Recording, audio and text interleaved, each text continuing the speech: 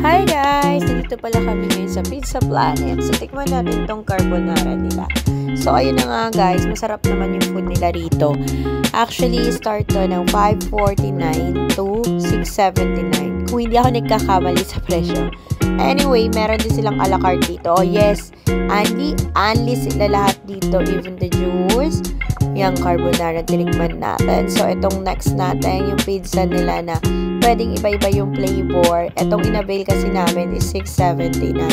So, ayun guys, tikman natin yung isa. Hindi ko alam kung ano tong tinitikman ko. Pero tignan nyo guys, so, ang sarap ng cheese niya. Masarap siya guys. Compared to other mga only pasta. Puro carbs nga lang po siya. Pero okay lang. It's a cheat day. So, ayun. Ang sarap niya guys. Kaya kinain ko muna siya. Nasarapan talaga ako. Pati sa cheese niya. Sobrang sarap ng cheese niya. Tingnan na naman guys. So, para siyang bubble gum. Pero masarap siya. May lasa siya guys. So, ayun na nga. So, ayun guys, mag-enjoy mga kids dito. Siyempre, yan, kasi pizza, spaghetti, pasta, lahat-lahat chicken, meron lang sila dito. So, ayun guys, kain muna tayo. Ang sarap kasi ng food nila at nagutom na rin ako. Anyway, second day of food trip pala namin to ng aking bestiwap. So, eto na nga, may french fries kineme ang tawag nila dyan guys. So, tikman din natin. Masarap naman siya guys. Masarap din siya. Lahat ng food nila masarap. Pero ito hindi ko siya masyadong trip. Kasi hindi ako sa mga crackers. Matigas kasi siya. Hehe. Anyway, ayan na nga. So, tikman naman natin tong corn nila. So, ayan guys. Masarap din naman tong corn actually.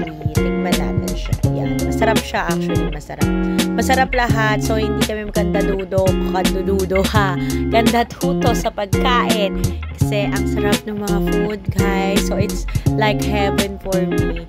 So, kaya nananaba ako.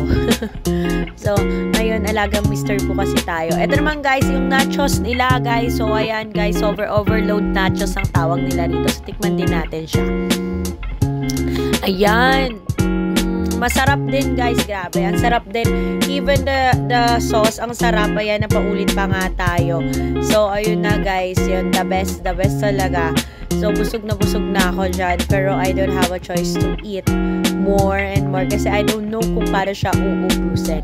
So, dito nga pa yan, guys, sa Pizza Planet. Bago lang siya. Nagbukas lang siya noong April 4 daw.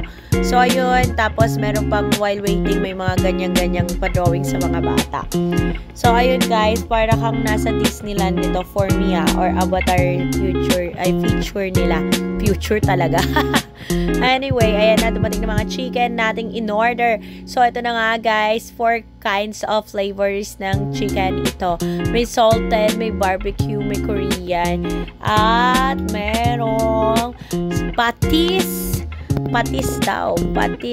honey chicken. So, yun na nga guys, may patis honey chicken sila. Hindi ko trip. So, hindi ko talaga siya tinikman. So, for me, parang nalalasahan ko na agad siya.